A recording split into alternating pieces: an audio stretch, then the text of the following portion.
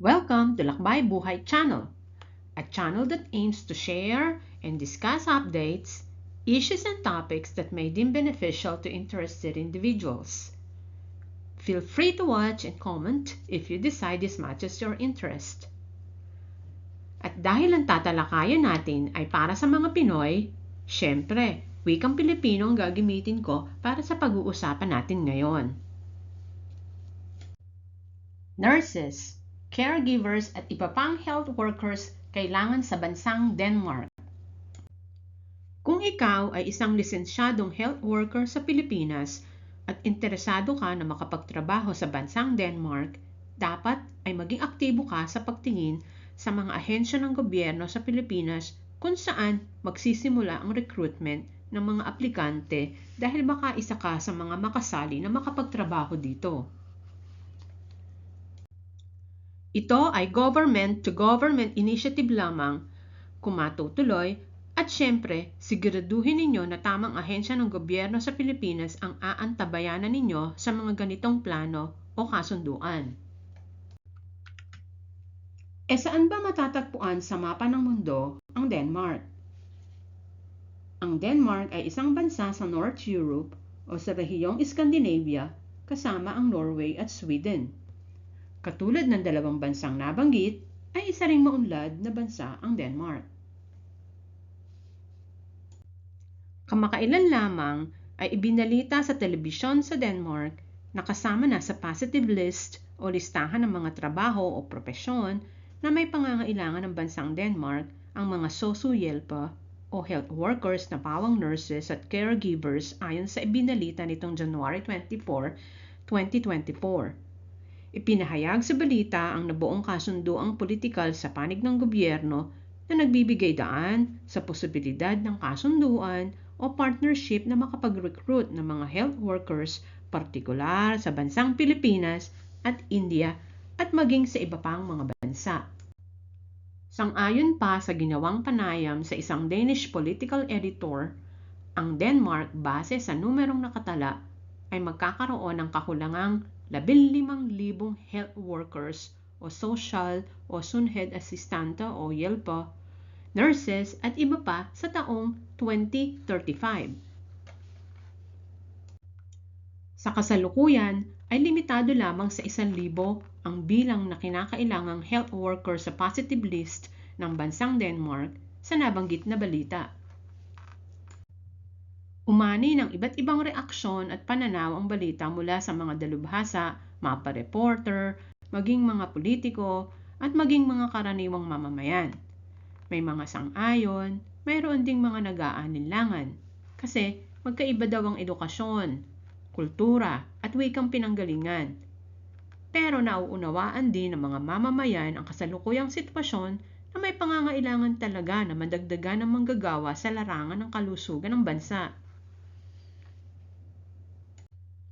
Naalala ko pala, noon nga palang October 22, 2022, matagal-tagal na rin, binanggit din dito sa balita sa Denmark na sa taong 2030 ayon sa pagsusuri ng isang pribadong organisasyon sa pamahalaang lokal na magkakaroon ng kakulangan na 16,000 health workers na mag-aalaga naman sa mga matatanda o aging population.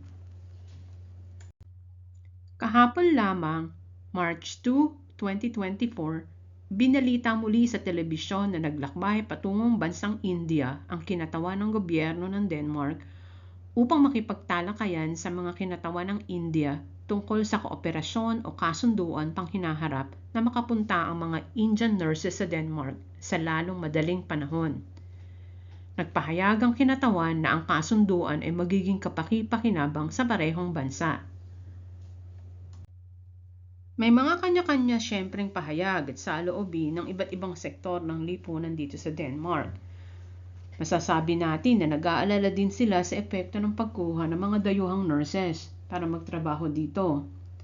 Isang halimbawa ay may kakulangan din sa bansang India ng nurses tapos ay ire-recruit sila para magtrabaho dito.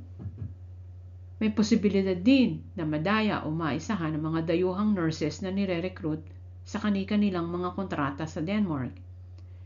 Ito ay isang ethical problem na posibleng mangyari kung magkataon.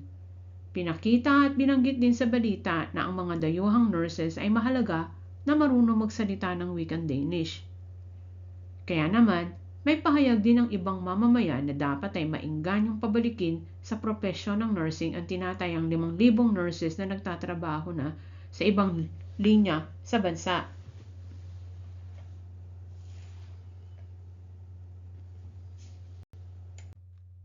So, iyan po ang maishashare kong update sa inyo.